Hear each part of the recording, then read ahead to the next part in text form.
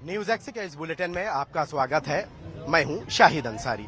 इस वक्त मैं मुंबई के ताज होटल के पास मौजूद हूं और ताज होटल के पास मेरे मौजूद होने की वजह यह बिल्कुल भी नहीं है कि यह होटल दुनिया के महंगे तरीन होटलों में शुमार किया जाता है, बल्कि असल वजह यह होटल 26/11 आतंकी हमलों का गवाह रहा। इस होटल में पाकिस्तान से आए 10 आतंकवादियों में से 4 आतंकवादियों ने मौत का घिनौना खेल खेला, वो भी 1-2 घंटे नहीं बल्कि 3 दिनों तक। और इस 3 दिनों में जो ताज होटल की ऊपर की जो गुंबद आप देख रहे हैं, जो आज जो है रोशनियों में पूरी तरह से डूबी हुई है, उस वक्त यही इमारत जो थी ये पूरी की लपटें यहाँ से निकल रही थी। और यहीं पास से जो है जो मुंबई पुलिस है, एनएसजी कमांडो हैं, वो सारे लोग यहाँ मौजूद थे और आमने सामने की लड़ाई हो रही थी। यानी जो आतंकवादी हैं वो वहां से फायरिंग कर रहे थे और नीचे जो लोग थे, एनएसजी कमांडो और मुंबई पुलिस के जवान जो थे, ये सारे लोग जो है उनका मुकाबला कर रहे थे।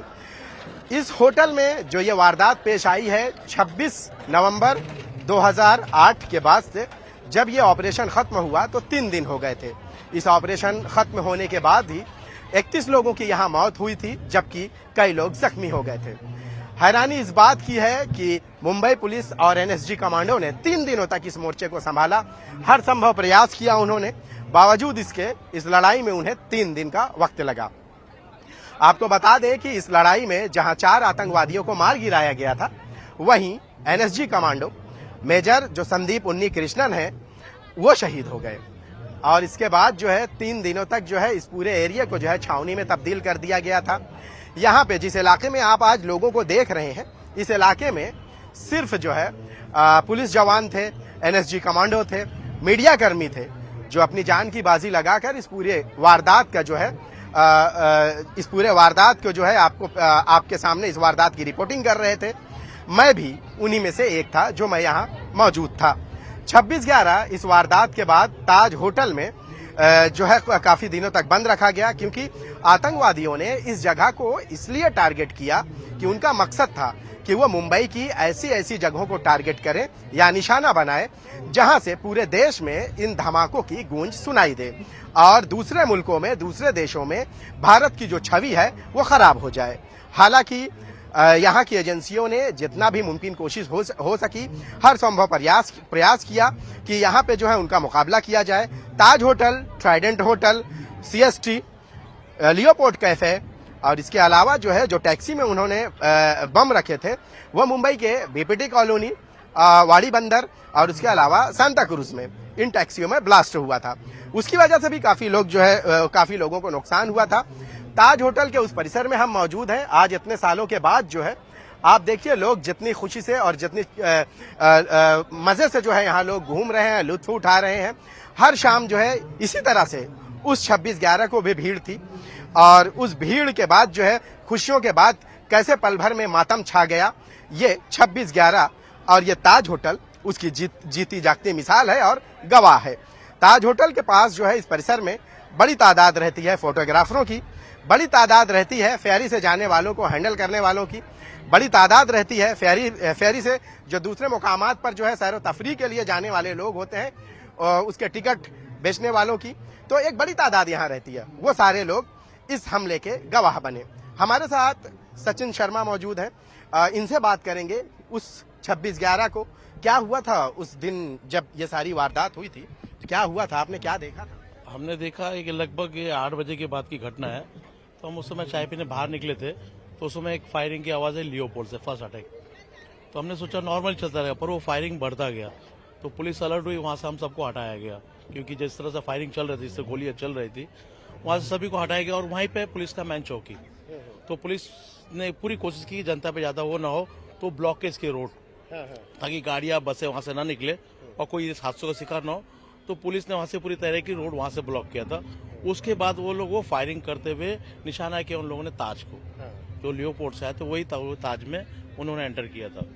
और उनका पूरा फोकस हिंदुस्तान का छवि खराब करना, जैसे कि होटल। ताकि दूसरे देशों में जो है ये पता चल सके कि भारतीय एजेंसियां या भारतीय सरकार जो है विदेशियों के लिए जो है सक्षम नहीं है, उनकी हिफाजत के लिए वो पुख्ता नहीं है, ताकि भारत को दूसरे देशों के सामने जवाब देना पड़े। यही असल वजह रही होगी। जहां तक अगर आप टारगेट करोगे तो यही असल वजह आती है, क्योंकि ताज में या लियोपोल्ड में ट्राइडेंट विदेशी लोग बहुत आते हैं, CST जो कि एक हेरिटेज है, तो वहां पे लोग ज्यादातर इस तादाद में आते हैं। और नरीमन हाउस जो कि आम बस्ती एरिया में बिल्डिंग है और जो उसपे एक इजराइल फैमिली करीब लगभग 70 सालों के ऊपर से रह रहा है, तो उनको टारगेट करना, यानी कि हिंदुस्तान का हर रिश्ता खराब करना विदेशों में, बस उनका ज्यादातर टारगेट यही था। और मारने वाला तो कोई धर्म का नहीं था, न कोई जाति का था, न कोई उम्र का था, चाहे वो 1 साल का हो चाहे 70। मारने वाला भी ना कोई जाति धर्म का था और ना मारे जाने वाले किसी जात या मजहब के थे। 31 लोग ताज होटल में शहीद जो है, यहाँ पे तो मेजर संदीप उन्नी कृष्णन जो इस पूरे मोर्चे को संभाले थे वो शहीद हो गए। 31 लोग मौत के मुंह में चले गए, न जाने कितने लोग जो है जख्मी हो गए। तहव्वुर राना आज उसे भारत लाया गया, आपने पता होगा। तहव्वुर राना इस पूरे मामले का जो है साजिश करता रहा। इसी ताज होटल से वो लोग कम्युनिकेट कर रहे थे, उस दौरान वो इस मीटिंग में भी बैठा था अबू जिंदाल के साथ। तहव्वुर राना को भारत लाया गया है इतने सालों के बाद। अब आप क्या कहना चाहेंगे? क्या लगता है आपको कि तहव्वुर राना के साथ साथ वो सारे लोग जो है जो इस साजिश का हिस्सा रहे, पाकिस्तान में बैठकर भारत के खिलाफ जो है साजिशें रचे और इस हमले की जो है साजिश रचे, क्या लगता है तहव्वुर राना को इतने दिनों बाद लाया? क्या कहना चाहेंगे आप? दे रहा है, दुरुस्त है। अभी तो बहुत सारी, जैसा कि उस बार तो हम सिर्फ पेपर ही वर्क करते रह गए, बाकी हमारे पास कुछ था ही नहीं, सिर्फ पेपर वर्क। यूएन में बैठे, जहाँ बैठे, अमेरिका हो गए, जहाँ पे गए, हमने सिर्फ पेपर वर्क गिराया, बाकी हम कुछ नहीं सके। एक को फांसी दे तो बॉडी भी एक्सेप्ट नहीं है कि हमारे देश का है नहीं। अब तहव्वुर राना के साथ क्या करना चाहिए? जो लोग शहीद हुए, उन्नी कृष्णन तुकाराम ओम्बले, जिन्होंने अपनी जान पे खेल के टारगेट, हेमंत करकरे, अशोक कामटे, ये बड़े बड़े ऑफिसर थे, मैं एक बात बता रहा हूँ। और या फिर वो जो बेगुनाह जो लोग मारे गए, ये उनसे पूछिए कि इनका क्या होना चाहिए।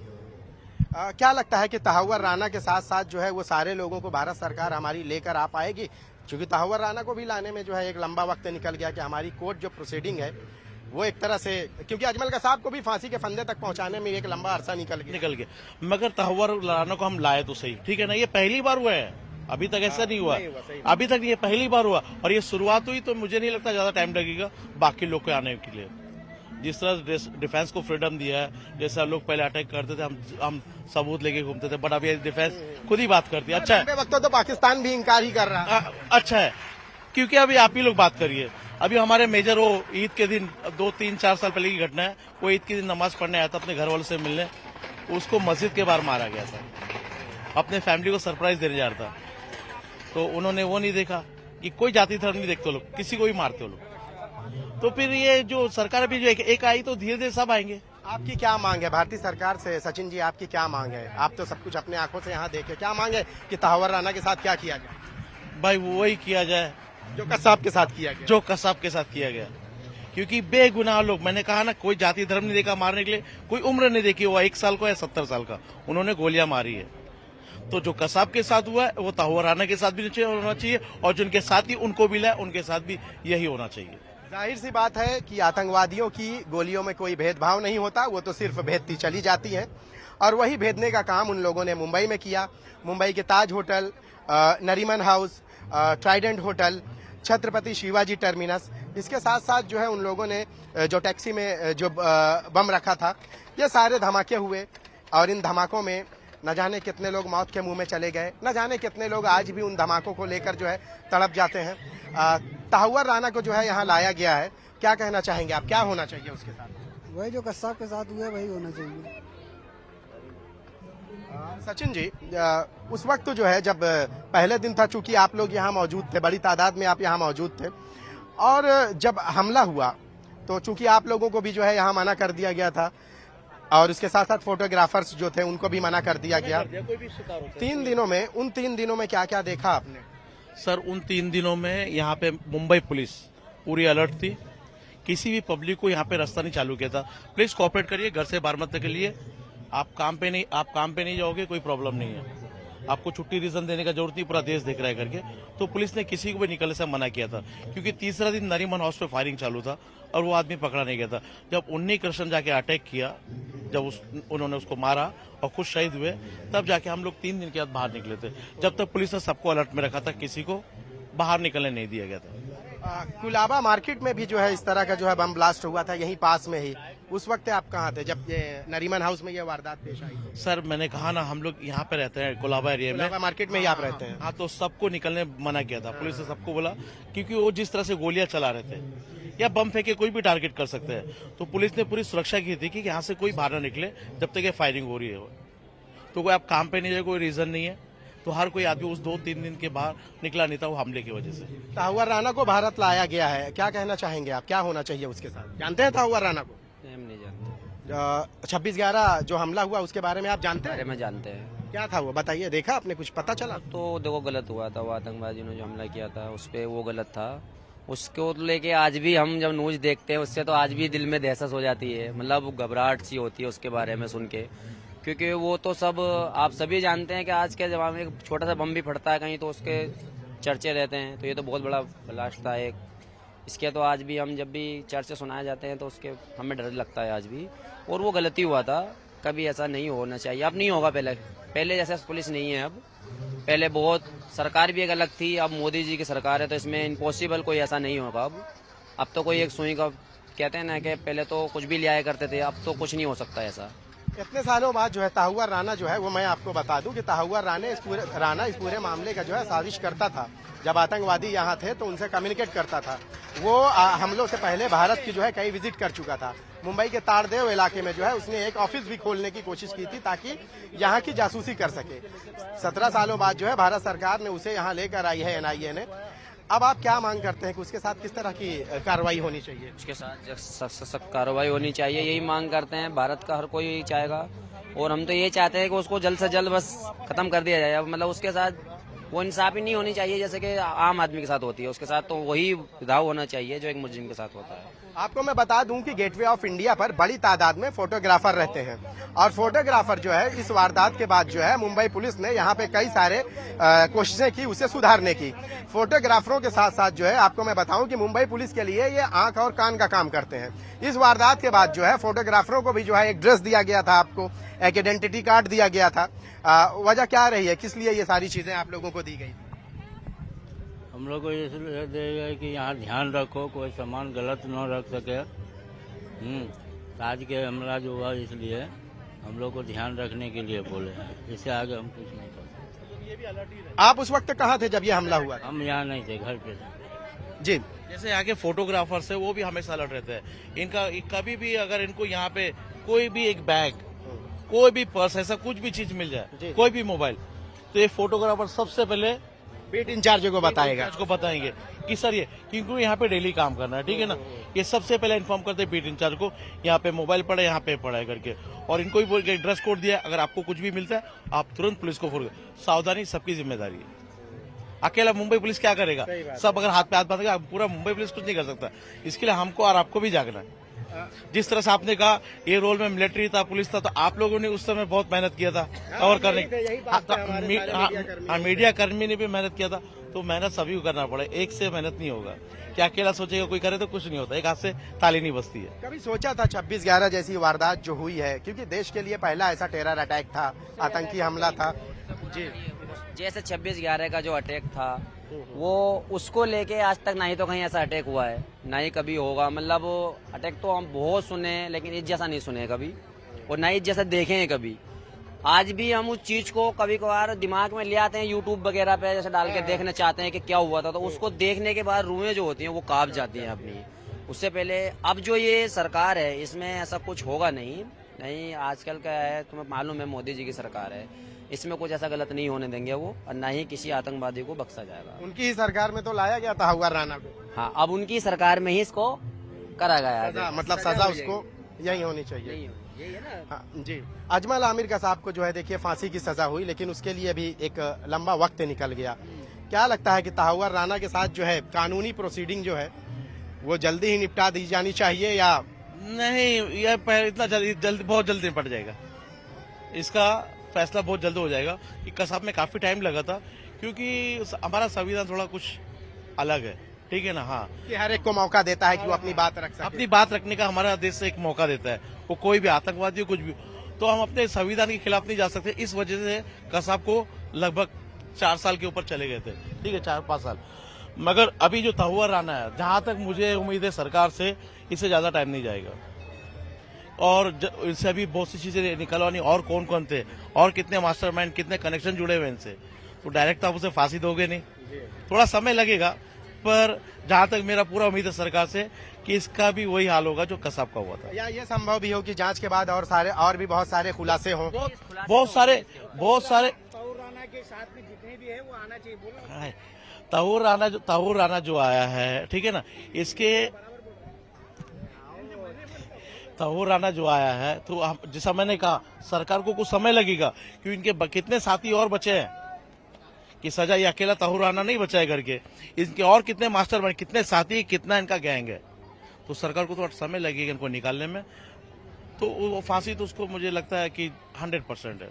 आपको पता है क्या कि 26/11 आतंकवादी हमलों में 35 दोषी लोग हैं, कसूरवार जो हैं 35, कसाब को मिलाकर जो है 35 दोषी लोग हैं, और उनमें से सिर्फ एकमात्र अजमल आमिर कसाब पकड़ा गया था जिंदा, जिसे फांसी की सजा हुई। अब ये दूसरा तहुवर राना है। जैसे आप 35 बोल रहे हैं, तो जिसमें से कि 9 तो ऑन द स्पॉट वो 3 दिन में मारे गए थे। एक जो बचा था कसाब, उसको लगा था कुछ समय, 3-4 साल समथिंग लगा करके, ठीक है ना, यानी 10, ये 11 पकड़े गए, बचे 24।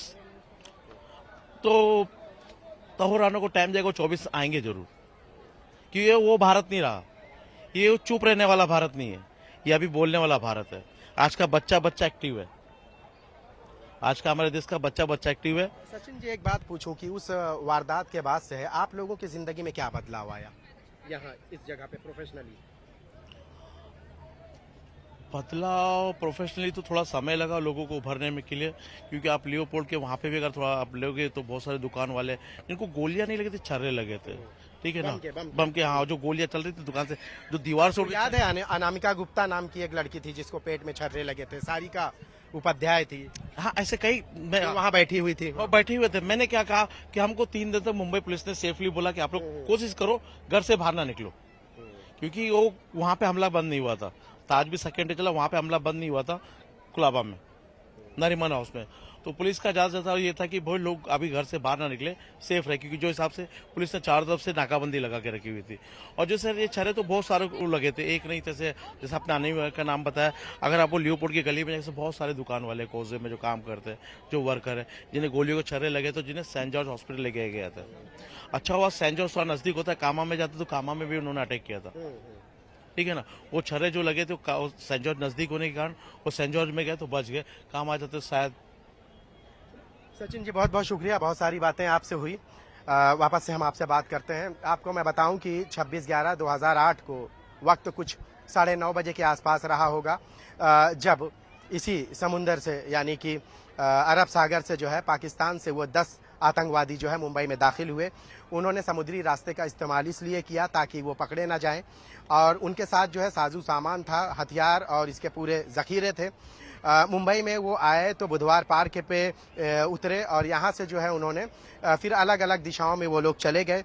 इनमें से 2 जो है वो लियोपोल्ड कैफे पहुंचे, 2 ताज होटल पहुंचे, जबकि 2 ट्राइडेंट होटल पहुंचे। उसके अलावा अजमल आमिर कसाब और अबू इस्माइल जो है वो टैक्सी के जरिए जो है छत्रपति शिवाजी टर्मिनस पर पहुंचे, और वहां पे उन्होंने जो है उस वक्त अंधाधुंध फायरिंग कर दी।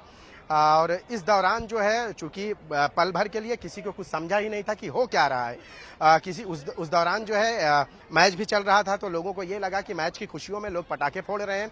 कुलाबा की मार्केट में जब वो नरीमन हाउस में दाखिल हुए तो उससे पहले कुलाबा मार्केट में एक पेट्रोल पंप पर तकरीबन 7 किलो जो है जो बम रखा था 7 किलो का, वो ब्लास्ट हो गया।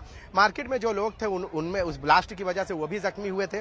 उसके बाद नरीमन हाउस में उन लोगों ने जो है जो वहाँ के नरीमन हाउस में जो है जिसे छाबड़ा हाउस कहा जाता है, जो वहाँ लोग थे, जो 3 मेहमान थे और उसके साथ जो है रवि जो वहां थे उनको बंधक बनाया। आपको मैं बताऊं कि उस रवि और उनकी फैमिली को खत्म कर दिया गया था। वहां पे एक छोटा बच्चा था मासूम, जो वहां की जो नौकरानी थी उनकी हाजिर दिमागी की वजह से वो बच्चा बच गया। आपको मैं बताऊं कि उसके बाद इजराइल के जो प्राइम मिनिस्टर थे वो जब यहां आए तो उन्होंने इस बच्चे से मुलाकात भी की। आतंकवादियों ने इन जगहों को निशाना इसलिए बनाया था कि उसकी सबसे बड़ी वजह यह रही कि देखिए छत्रपति शिवाजी स्टेशन यहां निशाना बनाने का मतलब है कि भीड़ भाड़ वाली जगह, और यहाँ पे जो लोग हैं जो ट्रेन पकड़ने के लिए दूसरे राज्यों दूसरे शहरों को जाते हैं, तो भारत के जो दूसरे शहरों से जो कनेक्टेड लोग थे उनको जो है वो बड़े आसानी से मार सकते थे, इसलिए उन लोगों ने छत्रपति शिवाजी टर्मिनस स्टेशन का चयन किया। ताज होटल इसलिए कि यहाँ पे जो है बड़े पैमाने पर जो है विदेशी सैलानी आते हैं और यहाँ पे अटैक करते हैं, तो भारत की छवि पूरे दुनिया में जो है धूमिल हो सकती है और भारत को पूरी दुनिया में इसके लिए जवाबदेह होना पड़ सकता है। इसके साथ साथ ट्राइडेंट होटल भी, चूंकि दुनिया के महंगे तरीन होटलों में इन होटल्स का शुमार किया जाता है, तो इसलिए इन लोगों ने यहाँ का चयन किया। कामा हॉस्पिटल, चूंकि जब वो छत्रपति शिवाजी टर्मिनस से निकल रहे थे तो कामा हॉस्पिटल उसी गली में था, इसलिए उन्होंने कामा हॉस्पिटल का रुख किया। वहां पे भी जो है उनकी मुठभेड़ जो है मुंबई पुलिस के अफसरान के साथ हुई और फिर कामा हॉस्पिटल से जब वो निकले तो सैफ तैयब जी मार्ग है, जिसे आप कसाब गली के नाम से भी लोग कहते हैं, क्योंकि उस गली में जो है वो आकर छुप गए थे। और यहीं पे जब अशोक कामटे, हेमंत करकरे और विजय सालस्कर, जब वो अपनी, आप देखते होंगे कि वीडियो में जब वो आखिरी बार जो दिखाई दिए जैकेट पहनते हुए और ब्लड प्रूफ जैकेट और हेलमेट पहनते हुए दिखाई दिए, तो वहां से जब वो गुजरकर इस गली से निकले तो यहीं पे यानी कि जो छत्रपति शिवाजी टर्मिनस से निकलकर वो लोग गए सैफ तैयब जी मार्ग पर, तो वहां पे वो लोग छुपे हुए थे और इसी गली में जो है उन लोगों ने जो है अचानक में पूरी गाड़ी पे फायरिंग कर दी, जिसकी वजह से वो तीनों जांबाज अफसर शहीद हो गए। इसके साथ साथ जो है जो अरुण जाधव थे विजय सालस्कर के साथ जो थे वो जो है उसमें बैठे हुए थे, लेकिन उन लोग को मालूम नहीं था कि वो मौत के मुंह में वो अभी जिंदा है। यही वजह रही है कि वो वहां से उस पुलिस वैन को लेकर आगे बढ़े और उसके बाद जब वो चौपाटी की तरफ बढ़े, मेट्रो होते हुए जब वो निकले, तो वायरलेस से ये मैसेज दिया गया कि ये लोग जो है एक पुलिस की वैन लेकर बाहर भाग रहे हैं और बड़ी स्पीड से भाग रहे हैं।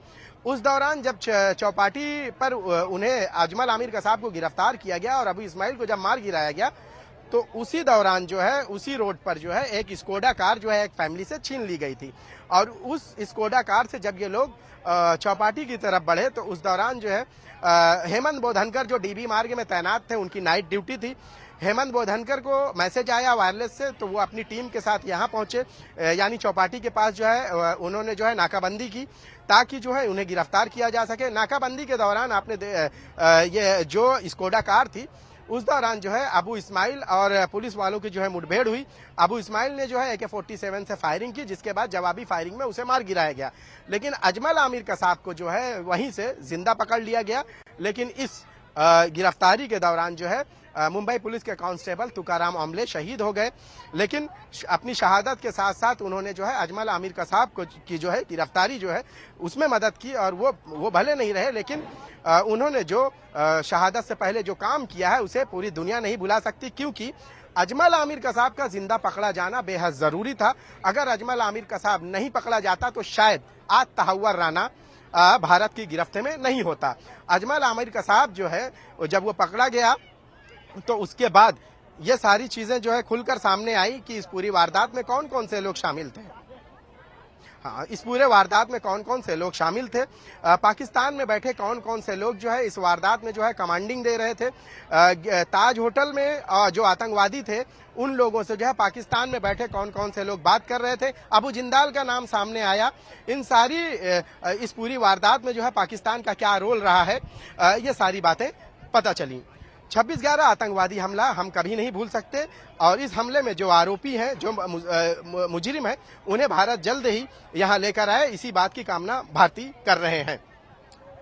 लेते हैं एक छोटा सा ब्रेक और ब्रेक के बाद जल्द ही हाजिर होते हैं।